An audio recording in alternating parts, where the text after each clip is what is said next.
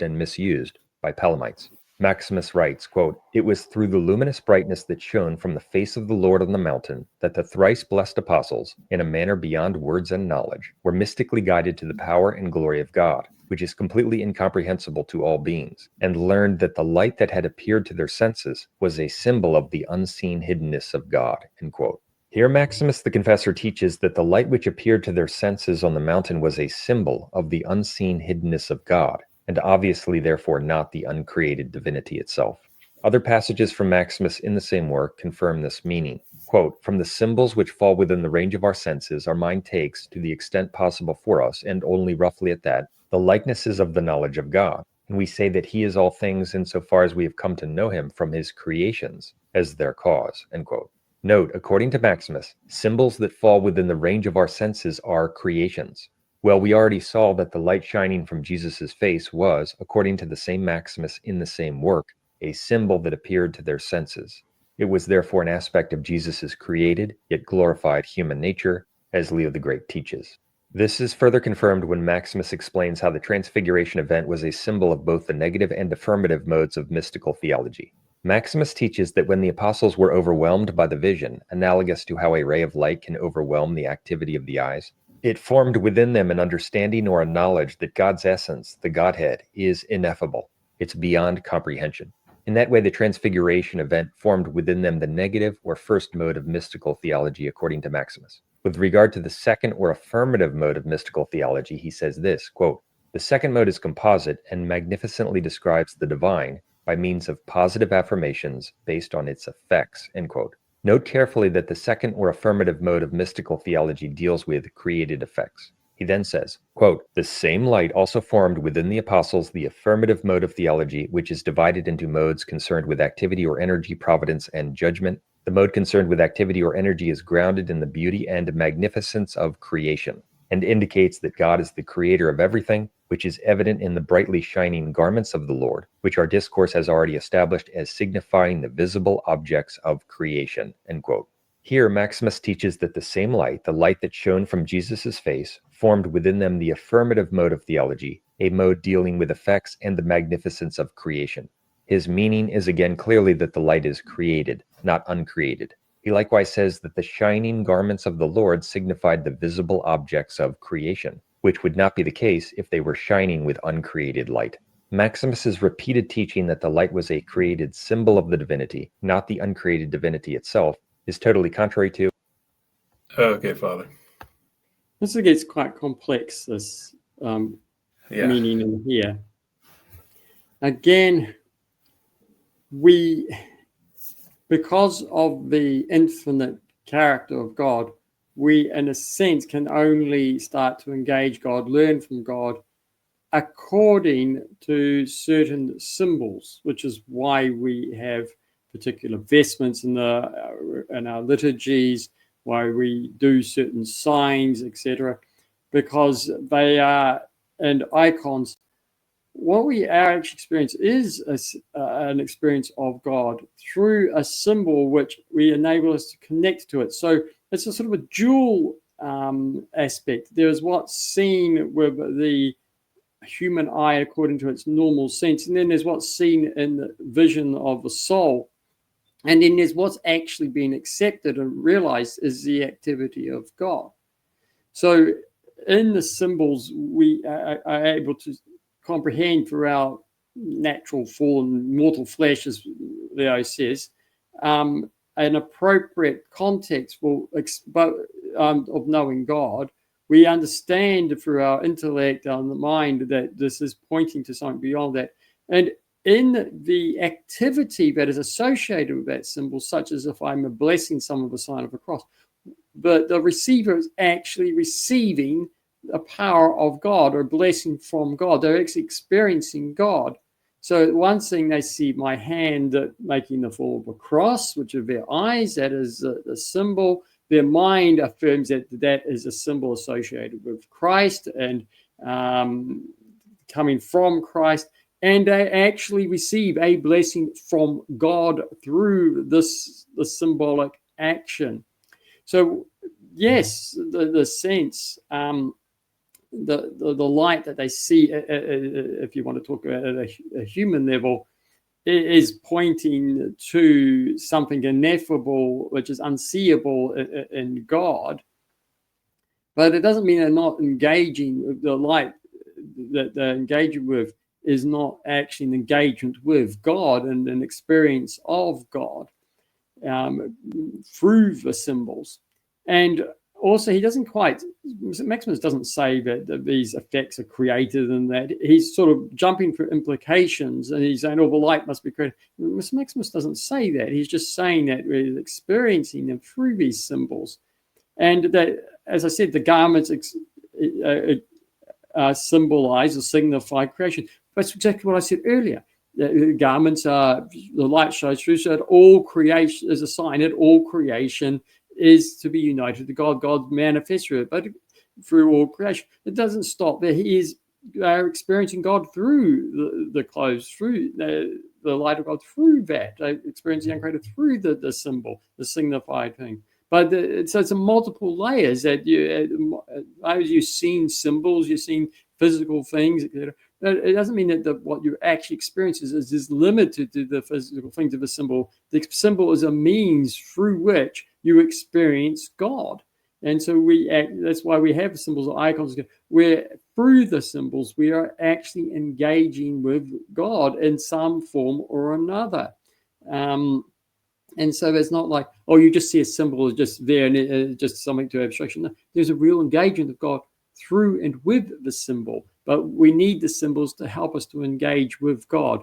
So the fact that they are created, the symbols are signifying created things and the different modes of things, that doesn't mean we're not actually engaging with God through the symbols.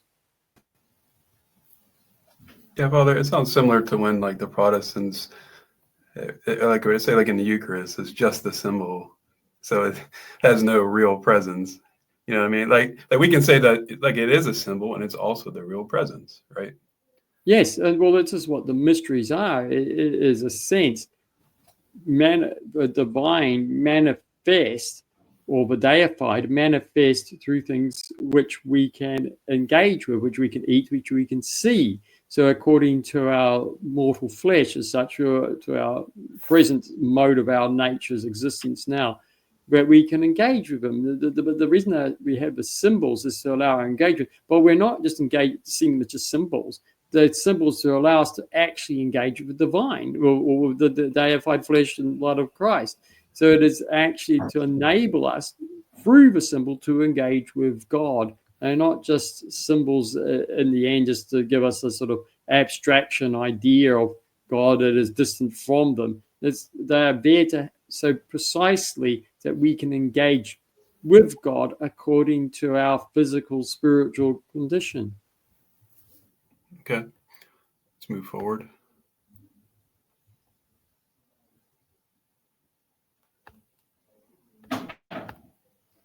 Theology and history, leading them into a false religion with false claims about the fathers and the church. Also note that Maximus says the mode concerned with activity or energy is grounded in creation. That's because in many contexts, when the fathers refer to energies, they are referring to the created effects of God's activity. Those effects, which are plural, tell us something about what God truly has and what he truly is, such as good, powerful, wise, etc. But those effects or energies do not define his essence in a comprehensive or perfect way. Yet so many Palamite heretics misunderstand and misuse references to energies among the fathers. Hence, there is a real distinction between God's essence and his energies when energies are understood as referring to created effects of his activity. But there is no real distinction in God himself between the divine essence and supposedly uncreated energies, as the Palamites heretically say. Now, here is another passage of Pope St. Leo the Great that deals with divine... Okay, Father. Yeah, just again, God... Just because God works through us through created things so we can understand him, to have some sort of ability to grasp him, to show that he is the creator. So Maximus here is trying to establish that God is the creator. He is the one who's created these things. He's not just making creative effects just for something and ends themselves. He's doing it. He's working through the created. And so he is a creator. That our experience of him is that of the creator and the one for whom all things are good in his creation. And so we don't end up in any opposition to that. But it doesn't mean that the acts or the activities of God we experiences are somehow created activities. Like we're just engaging with creation. We're not actually engaging with God. We're just engaging with creation. When we wouldn't be engaging with God at all. We would just be engaging in some more aspects of creation as he wishes to put it into place. God's love, his mercy would just be creations of the creatures. We won't be engaging with God at all. We would be just engaging with his creation. There would be no link between us and God in this case.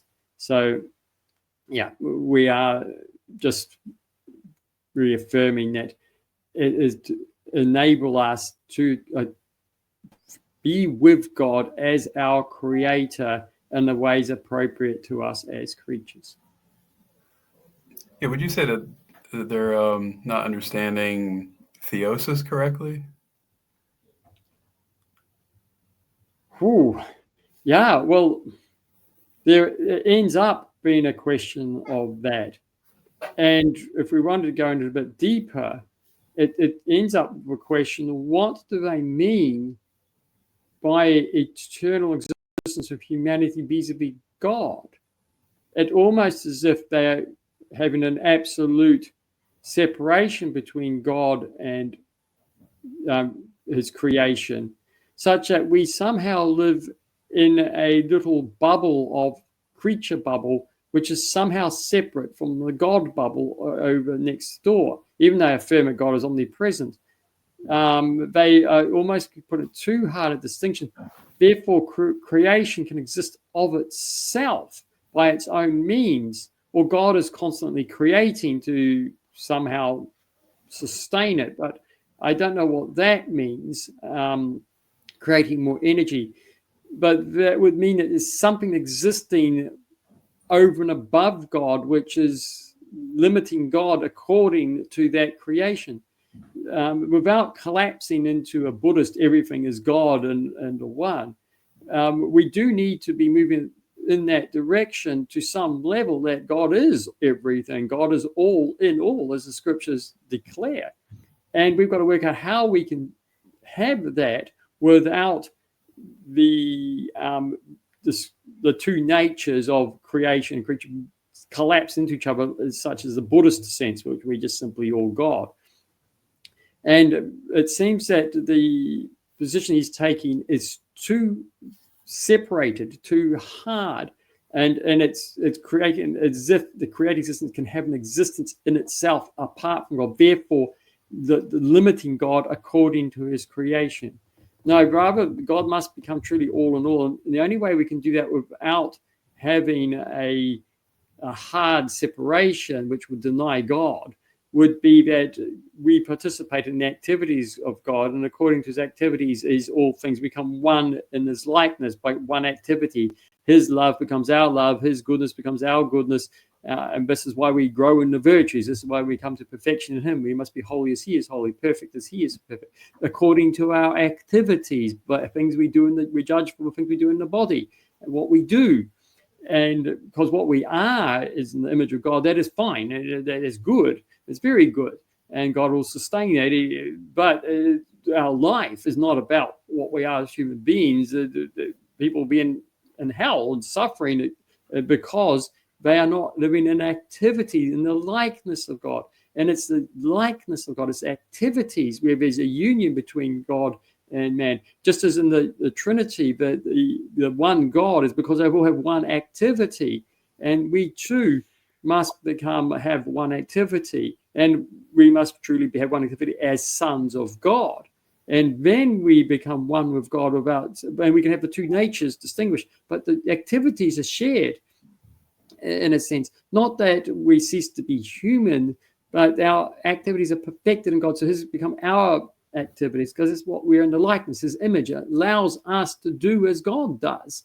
And where union is that we perfected in what we do is God does what all he does in us. And so that allows a union. And therefore, we're not separate spaces because our activities are empowered in basically living the activities of God. We become one with him according to our activities by doing the same thing. And we individually each doing the activity of ourselves, the same activity as he's doing. So there's not a confusion of that. We're still doing it as human beings. We do it freely of ourselves. And that's why there's a judgment. It's not forced upon us. He's not robotically creating us. That's why we must freely do his activity of ourselves. It must come from our own heart, our own mind, to be good as he is good, and to love him as he is love, and to act as he acts. We must truly take this on as our own activities. Otherwise, and in doing that, therefore, we have a proper union where God is truly all in all through our common activity, and him manifesting himself and participating with our activities and perfecting our activities as his own activities. That's where the union comes. But if we don't have that, we don't really have any true union between God and creature. And therefore, you limit God against his creature. And that denies God as God.